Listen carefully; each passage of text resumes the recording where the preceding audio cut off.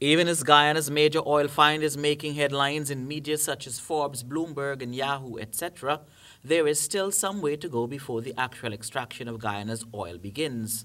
As it stands, there are not many capable local hands to engage in major work on an oil rig, but all being equal, that status may change in time as all hands are on deck to ensure that reality. What guarantees do you have as Natural Resource Minister that the jobs from the find will not be given to international people and the locals just left hanging there? Well, it's based on several factors. One is the dynamism of the market itself.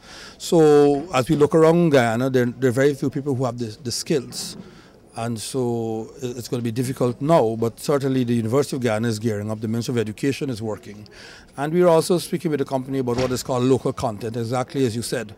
How do we ensure that Guyanese get the first preference? Once there are people with skills available, they should be given the first preference, and the company is reacting and responding positively. Natural Resources Minister Raphael Trotman, he informed that uppermost on the government's agenda is a necessary legislation to ensure that when the actual extraction of oil begins, that Guyanese will get a fair share of the work. And we are also looking at legislation to ensure that it is enforced. So this is something that is uppermost in our minds.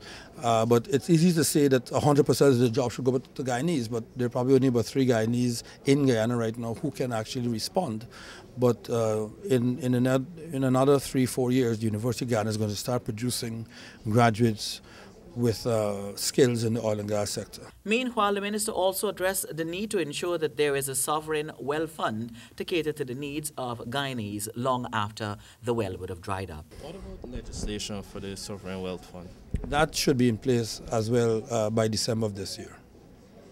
I don't know whether it's going to be passed into law, but we want to bring it to Parliament for discussion and debate and open discussion, exchanges on it by December. Could you clarify the public consultations as relates to dealing with this situation? The expectation that we will hold briefings with stakeholders. I don't know if we can go throughout the country necessarily and speak to every village, but we would like to be as open as possible. We'll be briefing, of course, the parliamentary opposition, civil society, the press. All of you should have a right to know and help us to disseminate that information. Mondale Smith, HGP Nightly News.